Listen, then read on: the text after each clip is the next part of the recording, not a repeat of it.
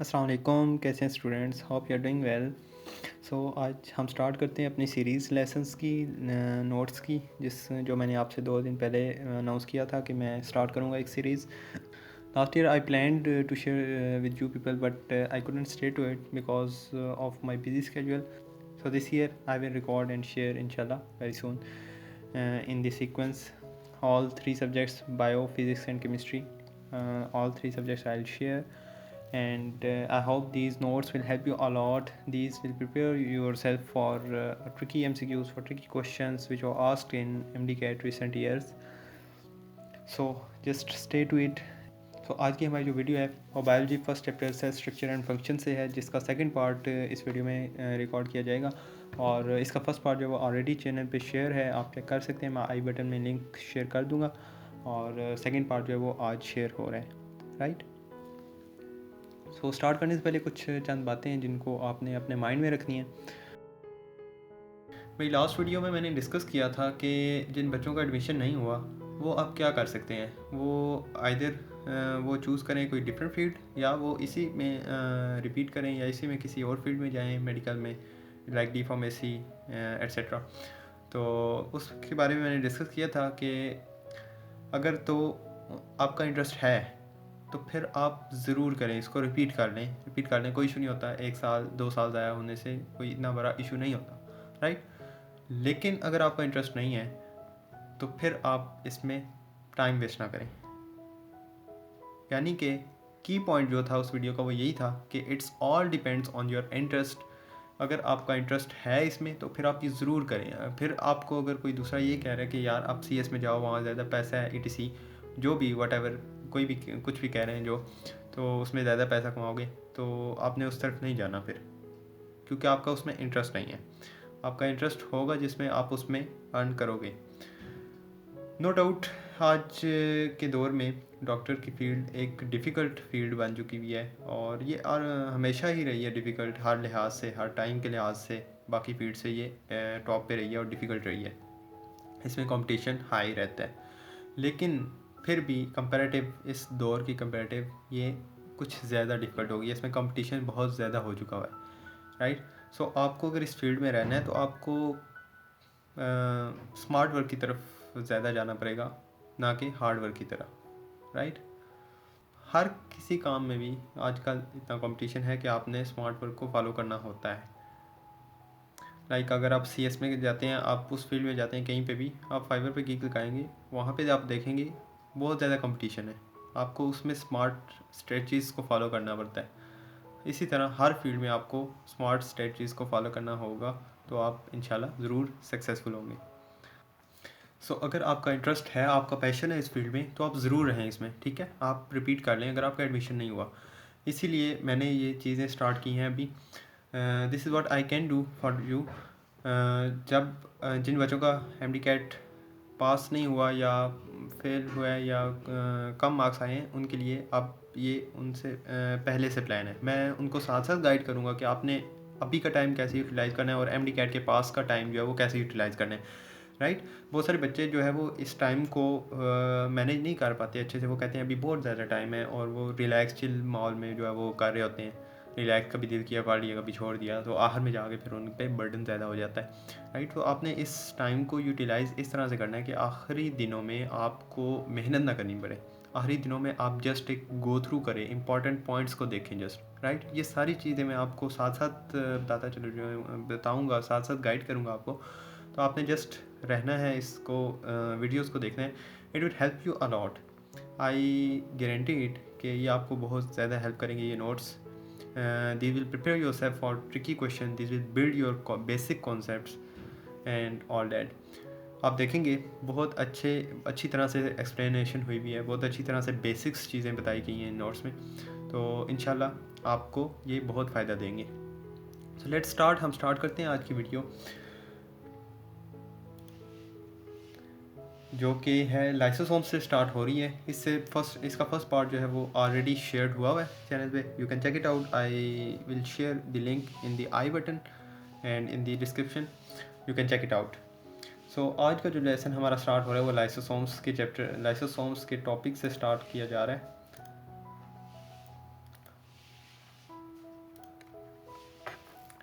अच्छा, ये बेसिक बातें हैं, ठीक है, टू द पॉइंट बातें होंगी, टू द पॉइंट आपको डिस्कस किया जाएगा। आप देखेंगे बहुत कम टाइम में जो है वो आपके बेसिक कॉन्सेप्ट जो है वो बिल्ड हो जाएंगे, राइट। सो जस्ट आपने देखना है इसको गौर से, वीडियोस को देखेंगे तो आप क्या ये चैप्टर जो है वो ऑलमोस्ट प्रिपेयर हो जाएगा, 60 to 70% आपका प्रिपेयर हो जाएगा। बाकी ये नहीं है कि आपने जस्ट ये नोट्स करने हैं, आपने बुक्स को भी गो थ्रू करना है, राइट। कुछ चीज़ें एक्स्ट्रा मिल जाएंगी आपको बुक्स में से, लेकिन फर्स्ट ऑफ ऑल आप इन नोट्स को करेंगे तो आपके 60 to 70% कॉन्सेप्ट जो है वो क्लियर हो जाएंगे। बाकी 30% जो है वो आपने बुक से गो थ्रू करना है, वो भी मैं आपको साथ साथ गाइड करूँगा, राइट। सो स्टार्ट करते हैं हम। आज का जो टॉपिक है फर्स्ट लाइसोसोम्स का टॉपिक है, राइट। उसके बाद जो है वो इसका जो की पॉइंट्स लिखे हुए हैं, बेसिकली टू द पॉइंट्स बातें लिखी हुई हैं। पहली बात क्या है, सिंगल मेम्ब्रेन ऑर्गेनेल ये, राइट। उसके बाद कंटेन 40 डिफरेंट टाइप्स के एंजाइम ये कंटेन करते हैं लाइसोसोम्स, जिन्हें जो बेसिकली जो है वो ब्रेक डाउन एंजाइम्स होते हैं, जिनमें जैसे 2 इंपॉर्टेंट एंजाइम जो है वो एसिड फॉस्फेटेजेस एंड हाइड्रोलेजेस, ये 2 इंपॉर्टेंट एंजाइम हैं। किसके अंदर होते हैं ये? लाइसोसोम के अंदर, राइट। नेक्स्ट आ जाते हैं इसके फंक्शन देख लें हमने। इसका फर्स्ट फंक्शन आ गया जी डाइजेशन, ठीक है। डाइजेशन किस टाइप की होती है? 2 टाइप्स की डाइजेशन ले देते हैं हम, एक इंट्रासेलुलर, एक एक्स्ट्रा सेलुलर। इंट्रासेलुलर वो डाइजेशन है जो सेल के अंदर आके होती है, लाइसोसोम बाहर से अंदर आता है और उधर अंदर डाइजेशन स्टार्ट होती है। एक्स्ट्रा सेलुलर डाइजेशन जो है वो ये है कि लाइसोसोम सेल के बाहर जाके वहाँ पे डाइजेशन करता है फूड वैक्यूल के साथ मिलके, राइट। तो ये सारी बातें आगे हम डिस्कस करेंगे। उसके बाद सेकंड फंक्शन जो है वो डिफेंस का फंक्शन है। लाइक कोई जर्म्स वगैरह कोई आए हैं तो उनको जो है वो ये इनगल्फ करके और डिस्ट्रॉय करेगा। थर्ड फंक्शन जो है वो ऑटोफेगी है, self eating of cell. Cell मतलब सेल में कोई खराबी आ गई है, सेल में कोई सेल ख़राब हो गया या कुछ कैंसरस सेल है या कुछ भी, तो ऑटोफेगी उस पार्ट को जो है वो ये खुद खा जाएगा, खा के ख़त्म कर देगा, राइट। नेक्स्ट है जी autolysis, suicidal bags also called, right. ये ऑटोलाइसिस क्यों होती है? जैसे कि ऊपर बताया, सेल में कोई ख़राबी आ गई है, सेल सही से काम नहीं कर रहा और उसको ज़रूरत है कि वो सेल ख़त्म हो जाए, अदरवाइज़ वो कैंसरस वो बन जाता है, कैंसर बन जाता है। तो इसलिए जो है वो इसका प्रोग्राम ये चाह रहा है कि सेल ख़त्म हो जाए। तो ऑटोलाइसिस क्या होगा? ये लाइसोसोम ब्रेक करेगा, अपने सारे एंजाइम जो है वो सेल के अंदर साइटोप्लाज्म में डिस्पर्स हो जाएंगे, राइट। जब सारे एंजाइम डिस्पर्स होंगे तो वो उसको वो दिखा जाएंगे और सेल जो है वो बर्स्ट कर जाएगा।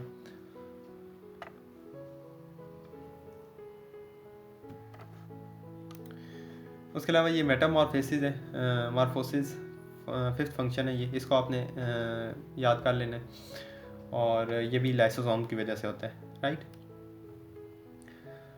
अच्छा, उसके अलावा कुछ डिजीज़ हैं जो इनमें म्यूटेशन की वजह से आती हैं। म्यूटेशन की वजह से कुछ डिजीज़ आती हैं जो लाइसोसोम के एब्सेंट होने की वजह से आती हैं, जैसा कि स्टोरेज डिजीज़, स्टोर सब्सटेंस।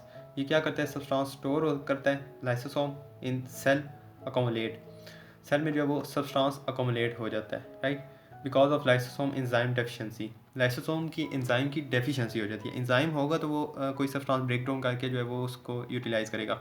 अगर एंजाइम ही नहीं है तो वो सब्सटेंस जो है वो सरप्लस में आ जाएगा और फिर जो है वो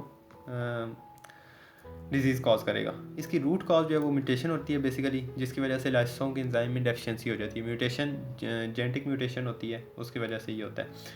फर्स्ट डिजीज़ का नाम है जी टाई-सेक्स डिजीज़। इसमें क्या होता है बेसिकली? नॉर्मल रूटीन में हमारे पास क्या होता है, फैटी एसिड हम जब लेते हैं तो वो स्टोर हो जाता है in the form of lipid और फैट्स की फॉर्म में जो है वो स्टोर हो जाता है। जब हमें ज़रूरत होता है तो वो अगेन ब्रेक डाउन होता है और फैटी एसिड हमें मिल जाते हैं, right. But in tie-sex disease में क्या होता है कि फैटी एसिड इनटेक होकर लिपिड और फैट में स्टोर हो जाता है, बट जब हमें ज़रूरत पड़ती है तो फैटी एसिड्स में कन्वर्ट नहीं होता। ये प्रोसेस जो है ये टाई-सेक्स डिजीज़ में नहीं हो रहा होता, राइट, जिसकी वजह से जो है वो लिपिड और फैट जो है वो सरप्लस हो जाते हैं और फिर ऑब्वियसली डिजीज़ कॉज करते हैं। इसका मेन जो है वो है ब्रेन मेंटल रिटार्डेशन करता है। इसका अफेक्ट जो है टाई-सेक्स डिजीज़ का मेंटल रिटार्डेशन करता है और समटाइम जो है वो डेथ भी हो जाती है, राइट। सेकेंड डिजीज़ है जी इसकी ग्लाइकोजेनेसिस टाइप 2, ठीक है। ये एक डिजीज़ है जिसमें नॉर्मल रूटीन में हमारे पास क्या हो रहा है, जब हम ग्लूकोज लेते हैं तो वो स्टोर हो जाता है in the form of glycogen, right. Glycogen में वो स्टोर हो जाता है। जब हमें ज़रूरत होती है तो वो एंजाइम ब्रेक डाउन करके ग्लूकोज अगेन कन्वर्ट कर देता है ग्लूकोज में। इस डिज़ीज़ में क्या हो रहा होता है ग्लाइकोजेनेसिस में, ग्लाइकोजन में स्टोर हो जाता है, बट अगेन हमें जब ज़रूरत होती है ग्लूकोज की तो वो ब्रेक डाउन होकर ग्लाइकोजन ग्लूकोज में नहीं जाता, जिसकी वजह से ये ग्लाइकोजन जो है वो सरप्लस हो जाता है, और ये बेसिकली जो है लिवर और मसल्स में इनका अफेक्ट होता है। ठीक है, ये दो डिजीज़ थी, ये किसकी वजह से हो रही थी? Lysosomal enzyme deficiency, right. ये दोनों डिजीज़ आपने मार्क करनी है, ये उनकी वजह से हो रही थी, और इसकी रूट कॉज जो है वो म्यूटेशन है। नेक्स्ट आता है जी हमारे पास माइटोकॉन्ड्रिया। माइटोकॉन्ड्रिया के एक मेन जो हम बच्चे होते थे तो हम पढ़ते थे, एक फंक्शन है इसका ये देता है जी power house of cell, energy देता है सेल को। ठीक है, जो कि ये यहाँ पे भी हम पढ़ेंगे, लिखा हुआ है। उसके अलावा इसका स्ट्रक्चर देख लें, इसमें से एक दो मोस्ट बेसिक और इम्पॉर्टेंट MCQs आते हैं। स्ट्रक्चर इसको हम देख लेते हैं। आउटर मेम्ब्रेन है सबसे पहले, उसमें पोरीन एक प्रोटीन है जो कि पैसेज करती है, वेरियस मॉलिक्यूल पास आउट होते हैं, अंदर जाते हैं बाहर आते हैं। ठीक है, उसके बाद इनर मेम्ब्रेन है और उसके बीच में ये स्पेस है, एक इंटर मेम्ब्रेन स्पेस जिसे कहते हैं। इनर मेम्ब्रेन जो है वो उसकी फोल्डिंग हुई हुई है इनवर्ड, जिसको हम कहते हैं क्रिस्टी। ये आगे आएगा एक और इम्पॉर्टेंट MCQs, उसके साथ इसको लिंक करेंगे, cristae inner folding of mitochondria. Cristae किसकी फोल्डिंग है? माइटोकॉन्ड्रिया की। ठीक, अच्छा ये मैं आपको इधर ही बता देता हूँ कि जो क्रिस्टी है वो इनर फोल्डिंग है माइटोकॉन्ड्रिया की, राइट। और सिस्टर्नी जो है वो इनर फोल्डिंग है गोल्गी एपैरेटस और रफ एंडोप्लाज्मिक रेटिकुलम की। इन दोनों की जो सिस्टर्नी, ये कंफ्यूजिंग MCQs है, जैसे वो पूछेगा कि cisternae is the inner folding of, नीचे ऑप्शन मेंशन होगा mitochondria, rough endoplasmic reticulum, Golgi apparatus etc। तो आप मेंशन करेंगे माइटोकॉन्ड्रिया, जो कि गलत आंसर है, राइट। माइटोकॉन्ड्रिया जो है वो क्रिस्टी है, क्रिस्टी जो है वो माइटोकॉन्ड्रिया की इनर फोल्डिंग है। सिस्टर जो है वो CISTERNI, सिस्टर जो है ये उसकी है रफ एंडोप्लाज्मिक रेटिकुलम की मेम्ब्रेन है, और गोल्गी एपैरेटस, इन दोनों की जो सिस्टर क्रिस्टी जो है वो माइटोकॉन्ड्रिया की। आप बस ये याद रखें, क्रिस्टी एक माइटोकॉन्ड्रिया की है, सिस्टी दूसरी, और दूसरे दोनों के लिए है।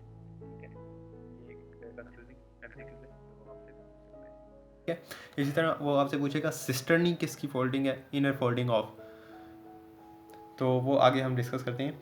अच्छा, उसके अलावा इलेक्ट्रॉन ट्रांसपोर्ट चेन जो है वो किधर होते हैं? क्रिस्टी में होते हैं। ठीक है, इनर मेम्ब्रेन की इनफोल्डिंग में क्रिस्टी में होते हैं। उसके अलावा F1 पार्टिकल भी उधर ही मौजूद होते हैं, ये लिखा हुआ है। और डायरेक्शन क्या होती है जी? F1 पार्टिकल की डायरेक्शन, ये इंपॉर्टेंट है, पूछेगा MCQs में। F1 की डायरेक्शन टूवर्ड मैट्रिक्स होती है। F1 पार्टिकल की डायरेक्शन, मैट्रिक्स क्या है? ये इनर मेम्ब्रेन, इनर स्पेस है, जो ये मैट्रिक्स है या इनर स्पेस, ये मेंशन हुआ है।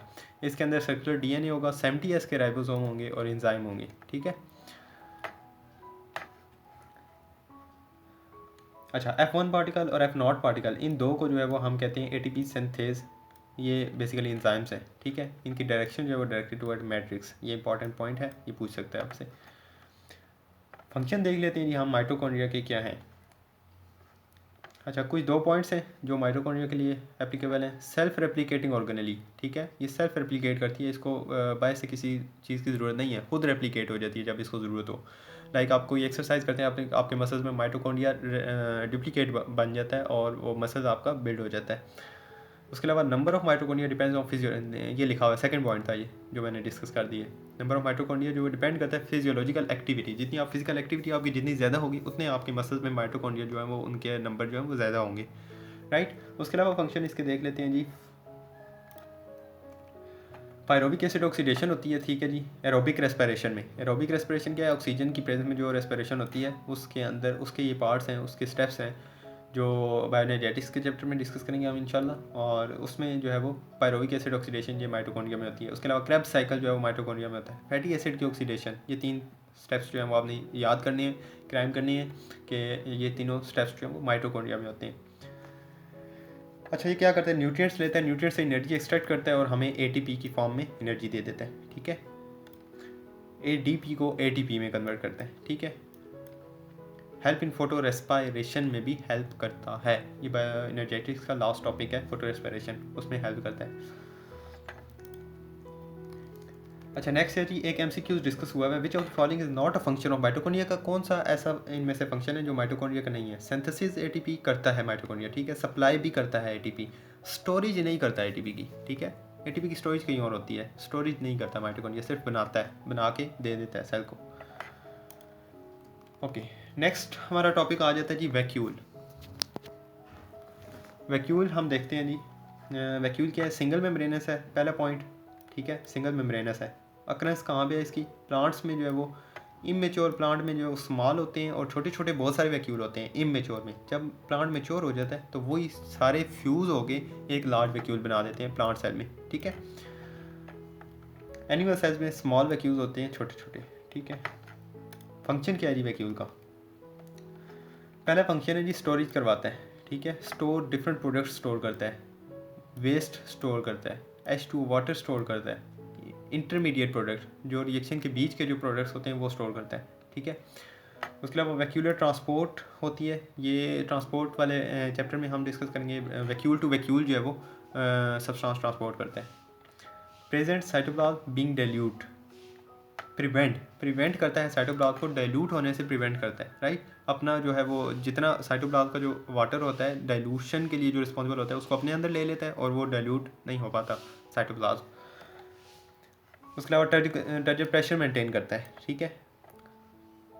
मेम्ब्रेन, इसकी मेम्ब्रेन जो है वैक्यूल की मेम्ब्रेन का नाम क्या है, ये एमसीक्यूज आ सकता है आपके पास, टोनोप्लास्ट, ये लिखा हुआ मेंशन हुआ है, टोनोप्लास्ट है जी वैक्यूल की मेम्ब्रेन का नाम, ठीक है। और ये हो रहा है जी ट्रांसपोर्ट हो रही है, एक्टिव ट्रांसपोर्ट, यहाँ पे सल्यूट कम है तो वो ज़्यादा में हो रहा है, तो ये एक्टिव ट्रांसपोर्ट हो रही है, ठीक है। जब सल्यूट ज़्यादा हो जाएगा ना तो इसका जो है वो वाटर प्रेशर कम हो जाएगा। जब सल्यूट ज़्यादा होगा तो वाटर प्रेशर कम हो जाएगा, जब कम होगा तो बाहर से वाटर अंदर जाएगा, ये कहलाएगा ऑस्मोसिस। जब सल्यूट की कंसनट्रेशन ज़्यादा होगी तो वाटर का प्रेशर जो है वो कम होगा, राइट। जब सल्यूट की कंसनट्रेशन कम होगी तो वाटर का प्रेशर जो है वो ज़्यादा होगा। इस चीज़ को आपने, ये एक डीप कॉन्सेप्ट है, हम दूसरे चैप्टर में डिस्कस करेंगे ट्रांसपोर्ट वाले पे, वहाँ पे ये आपको अच्छा समझ आएगा, अभी अगर आपको नहीं आ रहा तो, ठीक है। तो ये जब इसका प्रेशर कम होगा, सल्यूट ज़्यादा हुआ है तो इसका प्रेशर कम हुआ है, जब प्रेशर कम हुआ है तो हाई प्रेशर से लो प्रेशर में वाटर मूव करेगा और वो प्रोसेस कहलाएगा osmosis. Solution inside central vacuole is called cell sap, जो इसके अंदर जो सोल्यूशन है उसको सेल सैप कहते हैं। और main reservoir of inorganic ion, आपसे एमसीक्यूज पूछ सकता है कि which organelle contain the main reservoir of inorganic ion, सबसे ज़्यादा मेन कहाँ पे पाए जाते हैं, तो वो सेल सैप में पाए जाते हैं जो कि वैक्यूल का इनर पार्ट है। नेक्स्ट टॉपिक आता है जी हमारे पास प्लास्टिड्स का, ठीक है। प्लास्टिड्स का फर्स्ट पॉइंट देख लेते हैं हम जी, क्या है, डबल मेम्ब्रेन है सबसे पहली बात। उसके अलावा contain its own circular DNA, अपना इसका डीएनए से कोई ज़रूरत नहीं है बाय की, खुद रेप्लिकेट करता है। 70S के राइबोसोम है इसके पास, ठीक है। टाइप्स देख लेते हैं इसकी, एक है जी क्लोरोप्लास्ट, एक है जी क्रोमोप्लास्ट और तीसरी है जी ल्यूकोप्लास्ट, राइट।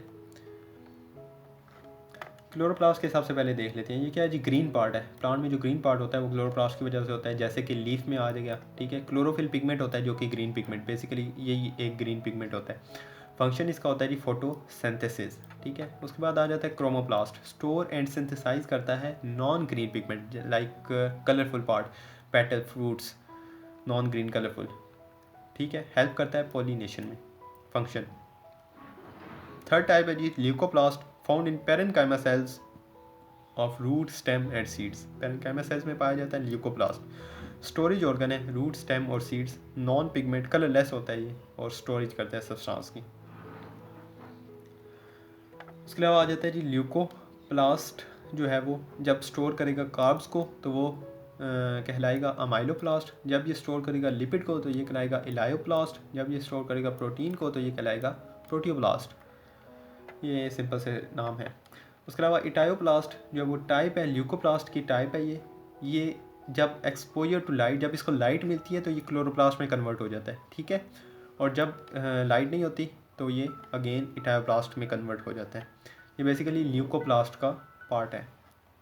यहाँ पे ये क्लोरोप्लास्ट ल्यूकोप्लास्ट में भी कन्वर्ट हो जाता है और ये ल्यूकोप्लास्ट जो है वो क्लोरोप्लास्ट में कन्वर्ट हो जाता है। आपसे ऐसे पूछ सकते हैं ल्यूकोप्लास्ट को मेंशन करके, या आपसे इटायोप्लास्ट को मेंशन करके पूछ सकते हैं। इटायोप्लास्ट जो है वो ल्यूकोप्लास्ट की ही टाइप है, ये आपने बात याद रखनी है।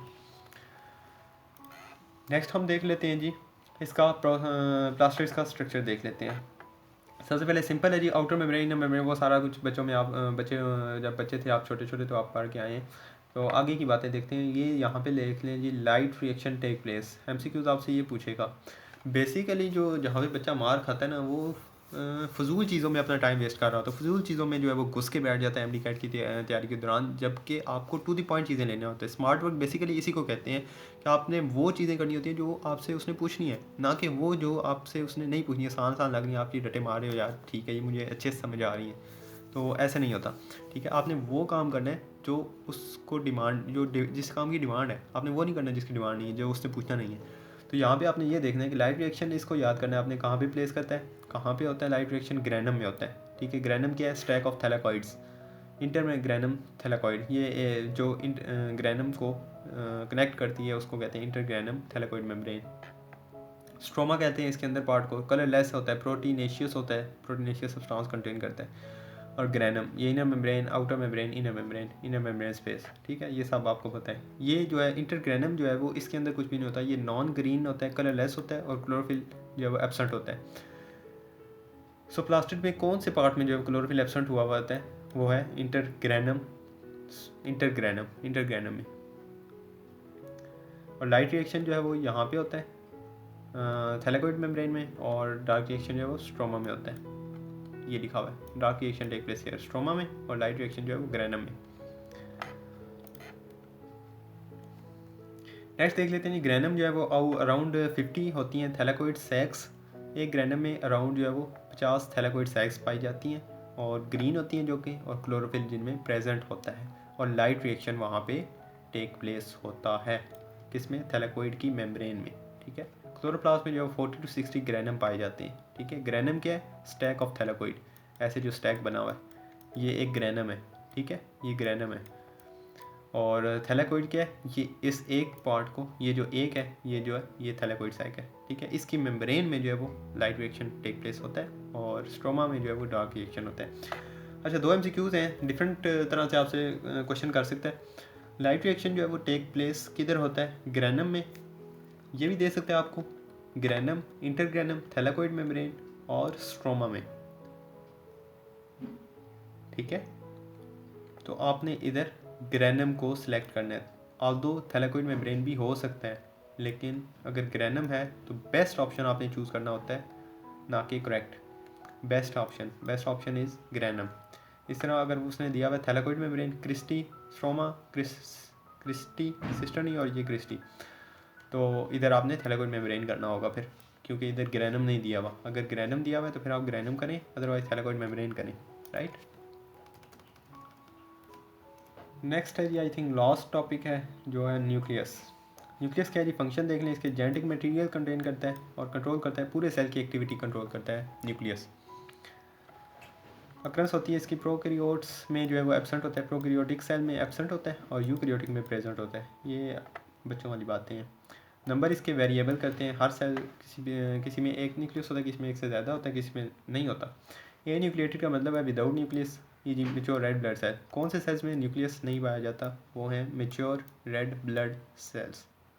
राइट, उसके अलावा मोनोन्यूक्लिएटेड का मतलब है एक न्यूक्लियस पाया जाता है, मोस्ट ऑफ दी सेल्स में सिंगल न्यूक्लियस पाया जाता है। बाई न्यूक्लिएटेड पैरामीशियम है, इसको भी आपने याद करना है, क्रैम करना है। पैरामीशियम जो है वो बाई न्यूक्लिएटेड है, 2 इसमें न्यूक्लियस पाए जाते हैं। पॉली न्यूक्लिएटेड जो है वो मसल सेल्स है स्केलेटल की, इसमें पॉली बहुत ज़्यादा न्यूक्लियस, 2 से ज़्यादा न्यूक्लियस पाए जाते हैं, पॉली न्यूक्लिएटेड। ठीक है, ये आपने चीज़ें याद करनी है। शेप जो है वो वेरिएबल करती है, कुछ की स्फेरिकल होती हैं, कुछ की लोब्ड होती है, लाइक बेजोफिल, यूसिनोफिल, न्यूट्रोफिल, ये वाइट ब्लड सेल्स के टाइप हैं तीनों, तो उनकी लोब्ड होती हैं, कुछ की स्फेरिकल होती हैं। कंपोनेंट्स देख लेते हैं जी हम, इनके कंपोनेंट क्या हैं जी, एक है न्यूक्लियर इन्वेलप है, उसके अलावा न्यूक्लियोप्लाज्म है, न्यूक्लियोलाई है, क्रोमेटिन मटेरियल है। ठीक है, ये 4 कंपोनेंट नीचे स्ट्रक्चर में हम इसको डिस्कस कर लेते हैं। ये है जी न्यूक्लियोलाई। न्यूक्लियस के अंदर एक डार्क मटेरियल है, डार्क रीजन पाई जाती है, जिसको हम कहते हैं न्यूक्लियोलाई। विदाउट मेम्ब्रेन होती है, डार्कली स्टेन होती है। ठीक है, ये 2 इसके पॉइंट्स देख लें आप। उसके अलावा outer membrane, inner membrane space, ये अब बताने की ज़रूरत मेरे ख्याल से नहीं रही। न्यूक्लियर एनवेलप जो है वो, न्यूक्लियर एनवेलप में क्या चीज़ें पाई जाती हैं, आउटर मेम्ब्रेन भी होती है, इनर मेम्ब्रेन भी, इनर मेम्ब्रेन स्पेस भी। ठीक है, तीनों चीज़ें जब मिलती हैं तो वो उसको हम कहते हैं न्यूक्लियर एनवेलप। ये एक पॉइंट देख लें। उसके अलावा न्यूक्लियर पोर है, कुछ न्यूक्लियो पोरीन से बने होते हैं और एक्सचेंज ऑफ मटेरियल करते हैं। राइट, उसके उसके अलावा ये कुछ देख लें चीज़ें जो हमेशा सेल के अंदर जाती हैं, ऑलवेज़ इंटर न्यूक्लियस के अंदर, सॉरी, हमेशा ये जो बाहर से अंदर जाती हैं, कुछ जो है वो हमेशा अंदर से बाहर आती हैं, ऑलवेज़ एग्जिट, ऑलवेज़ इंटर और ऑलवेज़ एग्जिट, इन चीज़ों को आपने मेमोराइज़ करना है। डी एन टी पीज़ ये हमेशा अंदर जाती हैं, ATP हमेशा अंदर जाती है, प्रोटीन जो है वो हमेशा बाहर से अंदर जा रही होती है, एंजाइम हमेशा बाहर से अंदर जा रही होते हैं, और अंदर से फिर जो है वो राइबोसोम, जैसे ये प्रोटीन बाहर से अंदर जा रही है, अंदर से जो है वो राइबोसोम बन के निकलेंगे। राइबोसोम किधर बनते हैं? न्यूक्लियोलस में। उसके अलावा RNA, ये NTPs जा रही हैं अंदर, और उधर से RNA बन के बाहर निकलेगा, ठीक है। उसके अलावा ATP जा रहा है अंदर, तो बाहर जो है वो ADP निकलेगा। ATP क्यों जा रहा है? क्योंकि एनर्जी चाहिए, अंदर वो राइबोसोम्स बांध रहे हैं, RNA बांध रहे हैं, उनको एनर्जी चाहिए, तो ATP अंदर यूज़ होगा, तो बाहर जो है वो ADP ही आएगा। इन चीज़ों को आपने याद रखना है। नेक्स्ट है जी नंबर ऑफ़ न्यूक्लियोपोर। अनडिफ्रेंशिएटेड सेल्स में जो है वो ज़्यादा होते हैं, ठीक है। ये जी एग सेल्स, सेल डिफ्रेंशिएट नहीं हुआ तो उसमें जो है वो ज़्यादा होते हैं। लाइक एग सेल में कोई डिफ्रेंशिएशन नहीं हुई भी इसलिए वो जो है उसमें वो 30,000 पाए जाएंगे। डिफ्रेंशिएटेड सेल्स में जो है वो लेस होते हैं, 3 से 4 होते हैं। Let's break for 5 to 10 seconds.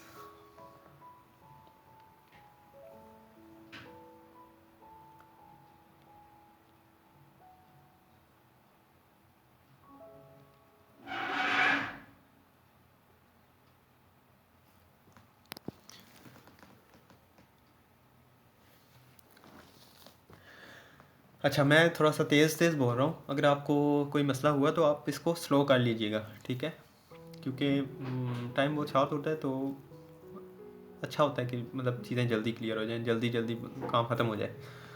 तो आपने ये स्ट्रेटजी भी फॉलो करनी है कि आपने हर काम जो है वो जल्दी करना है, लेज़ी नहीं रहना, खुद को एक्टिव रखना है, ठीक है। तो चलिए आगे देखते हैं जी, आगे क्या है जी। अच्छा, ये जो है ये है जी आउटर ग्रैन्युलर एरिया, ठीक है। ये यहाँ से डिस्कस हुआ हुआ है, ऊपर से नीचे जाके जो है वो एक्सप्लेन हुआ हुआ है फर्दर। ये जो इनर पार्ट है इसका 2 पार्ट्स होते हैं, एक इनर एरिया और एक आउटर ग्रैन्युलर एरिया, ठीक है। ये आउटर ग्रैन्युलर एरिया, ये वाले जो आउटवर्ड्स वाले हैं ना, ये वाले यहाँ पे डिस्कस हुए हैं। आउटर ग्रैन्युलर एरिया, इसमें क्या है जी, ये nucleoli originate from secondary constriction और न्यूक्लियर ऑर्गेनाइजर, ठीक है। क्रोमोसोम का एक पार्ट होता है, आगे देखते हैं अगर आता है तो, जिसको हम कहते हैं सेकेंडरी कंस्ट्रक्शन, ठीक है। न्यूक्लियोलाई कहाँ से ऑरिजिनेट होते हैं, आपसे MCQ पूछ सकता है। न्यूक्लियोलाई न्यूक्लियोलस में होते हैं ना, न्यूक्लियोलस में बनते हैं, जनरेट होते हैं, तो वो कहाँ से जनरेट होते हैं? क्रोमोसोम का पार्ट होता है सेकेंडरी कंस्ट्रक्शन, जिसको हम कहते हैं न्यूक्लियर ऑर्गेनाइजर, वहाँ से जो है वो न्यूक्लियोलाई जो है वो ओरिजिनेट होते हैं।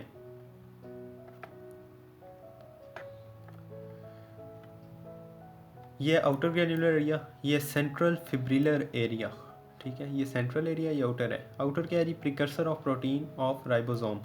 राइबोसोम्स की जो प्रोटीन होती है वो कहाँ से ली जाती है? आउटर ग्रैन्युलर एरिया से ली जाती है। Precursor protein of ribosome, ribosome की प्रिकर्सर प्रोटीन यानी कि राइबोसोम बनने से पहले वाली जो प्रोटीन होती है वो कहाँ से उठाई जाती है? आउटर ग्रैन्युलर एरिया से। ये पॉइंट्स जो है ना, ये आपने याद करनी है, ये पॉइंट्स ही MCQs में आएंगे, ठीक है। आप देखेंगे इसी तरह के MCQs बनेंगे। आप जब इस तरह की स्ट्रेटजीज़ को फॉलो करके देखेंगे ना, आपको हमेशा, आप बुक पढ़ रहे होंगे, आपको इसी तरह के MCQs मिलेंगे, आप उनको मार्क करेंगे, ना कि आप अन्यवाद जो है वो पढ़ी जा रहे हैं और आपको कुछ पता ही नहीं है, ठीक है। इसके अलावा सेंट्रल फिब्रिलर एरिया से देख लें जी, राइबोसोमल DNA से राइबोसोमल RNA बनता है, DNA पॉलीमरेज एंजाइम जो कि इसको कन्वर्ट करता है, ठीक है। उसके अलावा आता है जी न्यूक्लियोप्लाज्म। न्यूक्लियोप्लाज्म क्या है? न्यूक्लियोप्लाज्म न्यूक्लियस के अंदर का जितना भी फ्लूइड मटेरियल है वो जो है वो न्यूक्लियोप्लाज्म है, ठीक है। सेमी विस्कस है, फ्लूइड है, NTPs पाई जाती हैं इसमें, DNTPs हैं, H2O है, RNA है, एंजाइम है, प्रोटीन, DNA, RNA पॉलीमरेज पाए जाते हैं, ठीक है। इनऑर्गेनिक सब्सटेंस है, सिग्नलिंग मॉलिक्यूल्स हैं, ट्रांसक्रिप्शन फैक्टर्स हैं, ये सारा उसमें वो चैप्टर है बायोलॉजी में, एंड पे आगे जा क्रोमोसोम वाला, उसमें ये ट्रांसक्रिप्शन फैक्टर और ये सब कुछ मेंशन हुआ है, डिस्कस करेंगे हम इंशाल्लाह। उसके अलावा न्यूक्लियोलाई हैं, न्यूक्लियोलाइस में पाया जाता है। क्रोमेटिन मटेरियल है, जो क्रोमोसोम से पहले वाला जो मटेरियल होता है, क्रोमेटिन मटेरियल। सब मेटल्स हैं जैसे कि magnesium ion for synthesis of DNA और आरएनए। डीएनए और आरएनए में मैग्नीशियम आयंस का क्या रोल हो सकता है सर? ये एक्ट कर सकता है एज अ को फैक्टर फॉर एंजाइम, जो एंजाइम के साथ मैग्नीशियम एक्ट करेगा और वो डीएनए को आरएनए में कन्वर्ट कर देगा, लाइक पॉलीमरेज एंजाइम। तो ये मेटल आयंस जितने भी हैं ये कोफैक्टर एक्ट करते हैं, एंजाइम में हेल्प करते हैं, एंजाइम को हेल्प करते हैं। कोफैक्टर क्या होता है? एंजाइम का हेल्पिंग पार्ट होता है, जो उसके साथ अटैच होता है तो वो एक्टिव हो जाता है फंक्शन करने के लिए। ठीक है, ये सब बातें आपने क्रैम करनी है वाली हैं, रट्टे वाली हैं, ये आपने याद करनी है कि कौन कौन सा इसमें होता है। बाकी इतनी ज़्यादा याद करने की ज़रूरत नहीं। कुछ इंपॉर्टेंट पार्ट हैं लाइक मेटल्स, मैग्नीशियम, ये पाए जाते हैं इसमें। उसके अलावा ट्रांसक्रिप्शन फैक्टर, ये सब कुछ आप लिंक करेंगे चीज़ों को। ठीक है, ट्रांसक्रिप्शन फैक्टर क्यों पाया जाता है? क्योंकि आरएनए की जो सेंसेस है वो न्यूक्लियस में होती है। ठीक है, तो उसकी वजह से वो ट्रांसक्रिप्शन फैक्टर उधर ही पाया जाएगा, ज़ाहिर सी बात है। उसके अलावा डीएनटीपी है, डीएनए है, डीएनए उधर बनता है न्यूक्लियस में। ठीक है, उधर ही होता है। तो डीएनटीपी उसका सब यूनिट है, तो ये भी उधर ही होंगे ऑब्वियसली। सेमी विस्कस फ्लूइड सारे ही होते हैं, वाटर भी होता ही है सब में, आरएनए भी, एंजाइम भी होते हैं, प्रोटीन होती हैं, एंजाइम डीएनए पॉलीमरेज होगा तो डीएनए बनेगा। ठीक है, इसके अलावा इनऑर्गेनिक सब्सटेंस कुछ होते हैं। ये चीज़ें आपने याद करनी है, ये आपने याद करना है। प्रिकर्सर ऑफ प्रोटीन, राइबोसोम की प्रिकर्सर प्रोटीन कहाँ से ली जाती है? विच पार्ट ऑफ न्यूक्लियस जो है वो देता है प्रिकर्सर प्रोटीन ऑफ राइबोसोम? तो वो outer granular area of nucleolus, sorry not nucleus, nucleolus का आउटर ग्रैन्युलर एरिया जो है वो प्रोटीन देता है राइबोसोम के बनाने के लिए। नेक्स्ट हमारा टॉपिक है जी क्रोमेटिन और क्रोमोसोम। ये आप देख लें इनमें क्या डिफरेंस है। ये नॉन डिवाइडिंग फेज़ में जो है वो ये विजिबल होता है क्रोमेटिन। जब सेल डिवाइड नहीं हुआ होता तो उसमें जो क्रोमोसोम होता है वो क्रोमेटिन की फॉर्म में होता है, लाइक थ्रेड लाइक फॉर्म, इस तरह से कुछ ऐसे भी थ्रेड बना हुआ होता है। कोई क्रोमोसोम की कोई शेप नहीं होती। ठीक है, लेस कंडेंस होता है, थ्रेड लाइक होता है, सब मेंशन है। क्रोमोसोम जब बनता है तो डिवाइडिंग फेज़ में विजिबल होता है, जब सेल डिवाइड हो रहा होता है तब क्रोमोसोम जो है वो बनता है, हाईली कंडेंस हो जाता है, अच्छे से एक शेप में आ जाता है लाइक दिस। उसके अलावा वेल डिफाइंड शेप आता है। ठीक है, उसके अलावा कुछ क्रोमोसोम पे यूज़ लेस सीक्वेंस होती हैं, यानी जिनका कोई यूज़ नहीं होता। ठीक है, उनको हम कहते हैं जंक डीएनए। ठीक है, उसके अलावा क्रोमोसोम को जो है वो स्टेन करते हैं हम विद एसिटोकार्माइन और एसिटोसिन। ये पिगमेंट है जो इसको कलर देते हैं, इसको हम स्टेन करते हैं, यानी चेक करने के लिए क्रोमोसोम की लोकेशन ये वो सब कुछ भी चेक करना हो तो हम इसको स्टेन करते हैं इस केमिकल के साथ, तो वो कलर देगा या कुछ इस तरह का कुछ देगा, तो वो विजिबल हो जाएगा फिर। क्रोमेटिन मटेरियल क्या है जी? एक यू क्रोमेटिन है, एक हेटेरोक्रोमेटिन है। ठीक है, यू क्रोमेटिन क्या है? लेस कंडेंस है, ट्रांसक्रिप्शन अकर होती है यू क्रोमेटिन में। ठीक है, लेस स्टेन है, कम कलर देता है, स्टेन कम होता है। अपीयर लाइटर कलर देता है, यही मैंने बताया। मोर कंडेंस है हेटेरोक्रोमेटिन, नो ट्रांसक्रिप्शन नहीं होती, मोर स्टेन होता है, डार्कर कलर होता है। ठीक है, नंबर ऑफ क्रोमोसोम जो है वो कांस्टेंट होते हैं विद इन स्पीशी। एक स्पीशी में जो है वो नंबर ऑफ क्रोमोसोम कांस्टेंट होते हैं। ठीक है, और वेरी कहते हैं species to species, different species में डिफरेंट क्रोमोसोम पाए जाते हैं। ठीक है,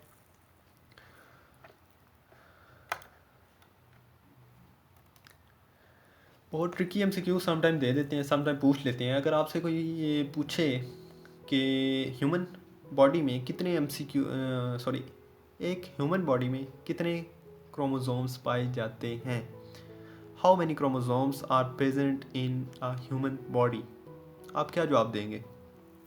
इज इट 46?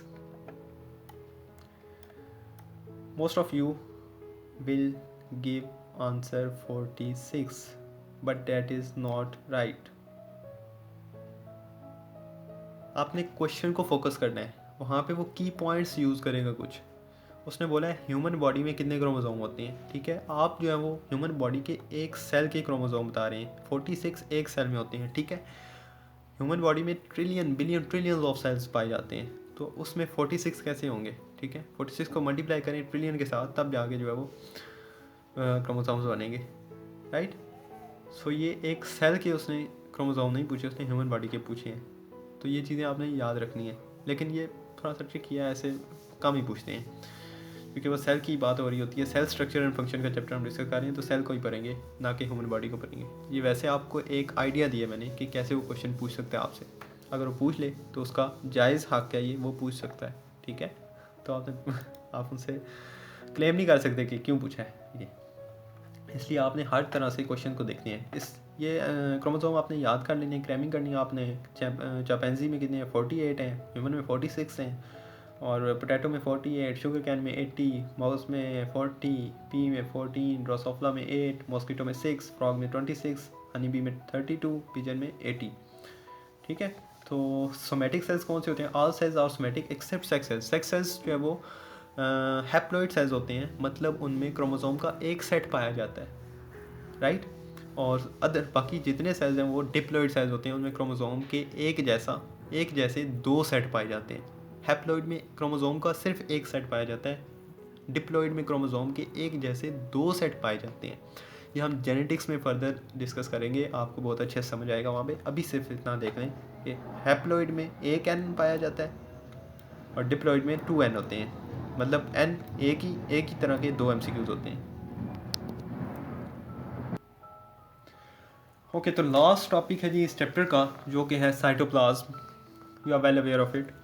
क्या है जी? ग्राउंड सब्सटेंस है एक सेल का, एक सेल है उसमें ग्राउंड सब्सटेंस जितना भी है, बाकी ये ऑर्गेनली भरी हुई है, माइटोकॉन्ड्रिया, लाइसोसोम, राइबोसोम, सब कुछ भरा हुआ है। और बीच का ये जो मटेरियल है, फ्लूइड मटेरियल, उसको हम कहते हैं cytoplasm. Ground substance basically insoluble part इसका होता है एक, और एक होता है सोल्यूबल पार्ट, ठीक है। इनसोल्यूबल पार्ट कौन सा होता है? ऑर्गेनली जिसमें पाई जाती हैं वो इनसोल्यूबल नहीं हुआ होता, वो इंक्लूजन्स होती हैं जो स्टोरेज करती हैं प्रोडक्ट्स को, वेस्ट को।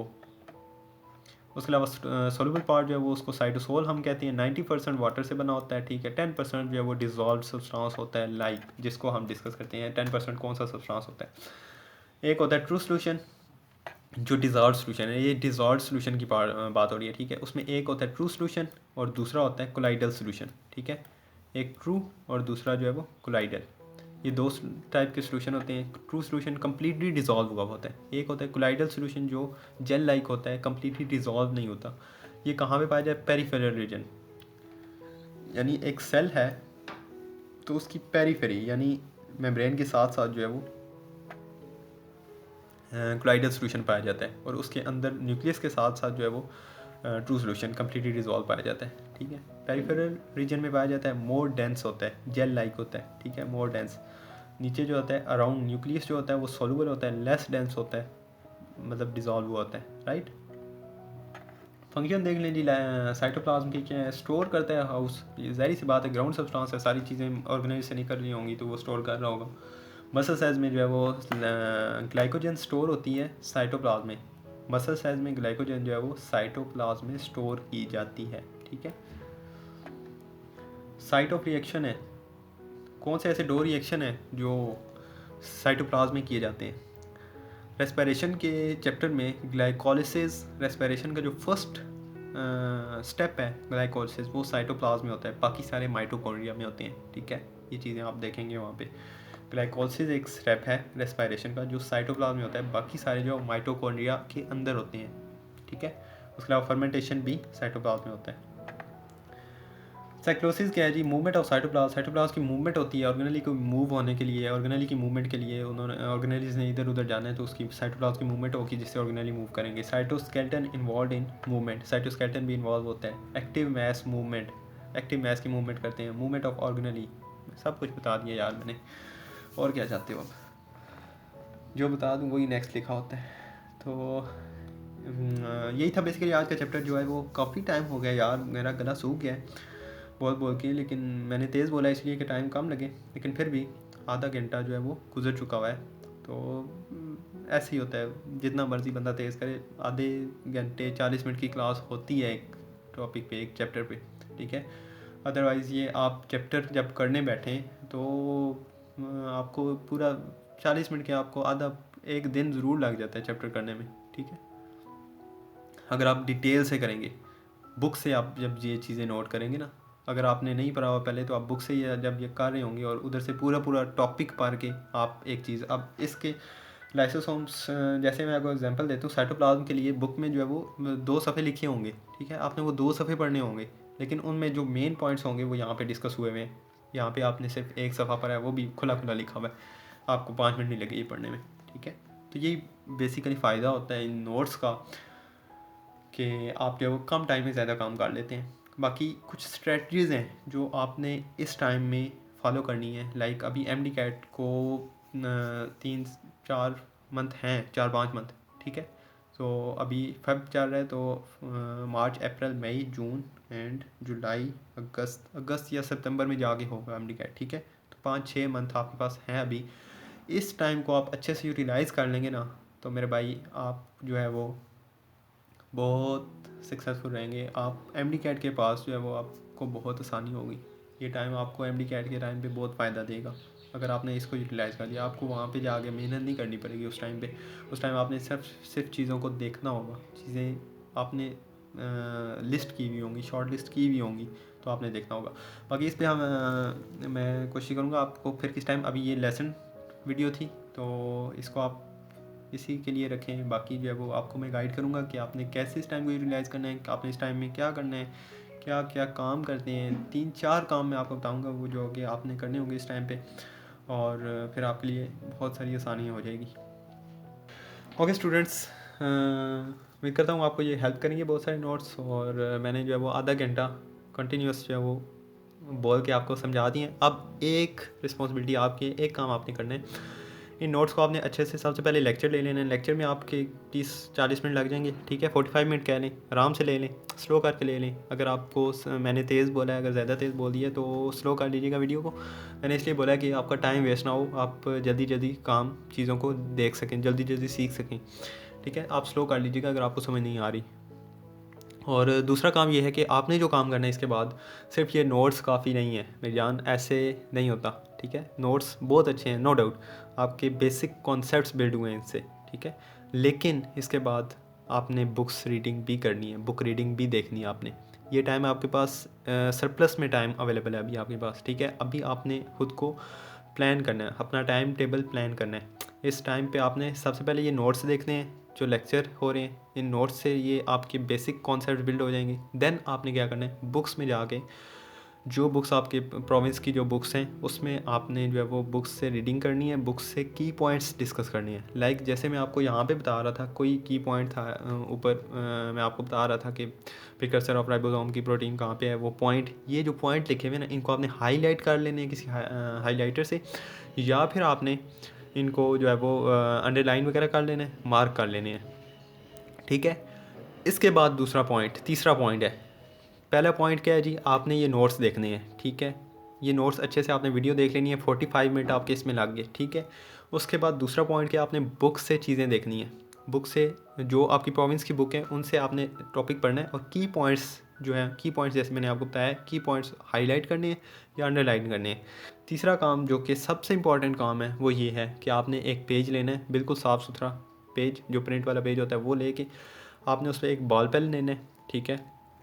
बॉल पेन लेके जितने की पॉइंट्स हैं इन नोट्स में से, जितने की पॉइंट्स हैं बुक्स में से, अगर आप कोई और बुक करते हैं तो ठीक है, अदरवाइज़ मेरा नहीं ख्याल कि इस दफ़ा नेशनल एमडी-कैट हो, इस दफ़ा वो प्रोविंशियल एमडी-कैट ही होगा जिसमें आपकी प्रोविंस की बुक्स फॉलो होंगी, ठीक है। तो आप उसी को कर लें, डेट्स मोर देन आप। बाकी ये है कि इन नोट्स में भी कुछ पॉइंट दूसरी बुक्स के लिस्ट हुए हुए हैं जो आप यहाँ से कवर अप कर लेंगे, ठीक है। तो आपने अपनी बुक से लिस्टिंग करनी है। तीसरा जो मोस्ट इंपॉर्टेंट काम मैं बता रहा था वो ये था कि आपने एक सफ़ा लेना है, बॉल पेन लेना है, उस पर छोटे छोटे करके की पॉइंट्स लिखने हैं, ठीक है। शॉर्ट लिस्टिंग करनी है, उसके दरमियान में एक लाइन लगानी है, एक तरफ एक नंबरिंग देनी है 1 2 3 4, और शॉर्ट लिस्टिंग करनी है की पॉइंट्स की, जिस सफ़े पे सिर्फ की पॉइंट लिखे हुए हों। छोटा छोटा आपने करके लिखना है। मैं लिखता था तो तकरीबन 40 to 50 to 60 पॉइंट जो है वो लिख लेता था सफ़े पे, ठीक है। एक तरफ 25, दूसरी तरफ 25, तो 50 हो जाते हैं, ठीक है। मतलब छोटा छोटा करके आप लिखेंगे, ऊपर 10 आएंगे, फिर नीचे 10, फिर 5, तो इस तरह से पूरे आ जाएंगे। एक सफ़ा बनाना है आपने, हो सकता है अगर आप करें तो उसके बैक पे भी कर लें, लेकिन फर्स्ट फ्रंट पे या बैक पे एक सफ़े पे आपने पूरे चैप्टर की शॉर्ट लिस्टिंग करनी है। हर वो एक पॉइंट जो एग्जामिनर आपसे पूछ सकता है, हर वो पॉइंट जो आपको लगता है कि ये इंपॉर्टेंट हो सकता है, आपने हर वो पॉइंट एक चैप्टर में से 50 से 60 MCQs निकालनी है, ठीक है। 50 से 60 की पॉइंट्स जब आप निकालेंगे ना एक चैप्टर में से, तो मेरा नहीं ख्याल कि कोई MCQs बचेगा जो एग्जामिनर आपसे पूछे, ठीक है। तो आपने ये 3 काम कर लिए, तो लिख के तो मैं दे ही सकता हूँ, लेकिन नहीं दूंगा लिख के। लेकिन यकीन जाने कि ये मोर देन इनफ है। आपका कोई सीनियर जब आपको कोई बात बोल रहा हो तो उसको ज़रूर फॉलो करें, क्योंकि उसका एक्सपीरियंस आपके एक्सपीरियंस से ज़्यादा है। ठीक है, वो कुछ सोच समझ के ये बात, मैं ये नहीं कह रहा कि यार मेरा चैनल चलाओ, आप ये करो वो करो। आप ये 3 काम मैंने जो आपको बताए हैं ना, यकीन जाने आपको कोई नहीं बताएगा। महंगी आप अकेडमीज़ में जाएंगे, आपको नहीं बता रहे होंगे। ठीक है, वहाँ पे भी आपको जस्ट लेक्चर देते होंगे, लेक्चर देंगे, आप जाओ घर, पढ़ना है पढ़ो, नहीं पढ़ना ना पढ़ो, कोई पूछने वाला नहीं आपके। ठीक है, ये आपका अपनी डिज़ायर है, अपना पैशन है आपका, जिसको आपने फॉलो करना है। और उसको फॉलो करने के लिए आपको चाहिए हार्ड वर्क। ठीक है, नॉट हार्ड वर्क, आपको चाहिए स्मार्ट वर्क। हार्ड वर्क होता है साथ थोड़ा सा, लेकिन आपको स्मार्ट वर्क की स्ट्रेटजीज़ को फॉलो करना होता है। ठीक है, जब आप स्मार्ट वर्क करेंगे तो आपको कम हार्ड वर्क करना पड़ेगा और आप सक्सेसफुल होंगे। तो ये वो सारी स्ट्रेटजीज़ हैं जो मैं कह सकता हूँ कि एक निचोड़ है एक सक्सेसफुल डॉक्टर बनने के लिए, एक एमडी कैट को क्रैक करने के लिए, अच्छा क्रैक करने के लिए। मैं कहता हूँ कि ये गोल्डन पॉइंट्स हैं। अगर आप इन पॉइंट्स को फॉलो करते हैं तो मेरा नहीं ख्याल कि आप 180 से कम स्कोर कर सकते हैं एमडी कैट में आउट ऑफ 200। ठीक है, ओके गर्ल्स एंड बॉयज़, आज के लिए इतना ही काफ़ी है। ठीक है, बाकी नेक्स्ट वीडियो में हम नेक्स्ट चैप्टर को स्टार्ट करेंगे। तो आज जो मैंने आपको बोला है आपने वो फॉलो करना है, और मिलते हैं इंशाल्लाह नेक्स्ट वीडियो में। तब तक के लिए अल्लाह हाफ़िज़। अपना बहुत सा ख्याल रखिएगा, अपने घर वालों का ख्याल रखिएगा, और मेहनत कीजिए। Good luck for your upcoming exams. Thank you very much.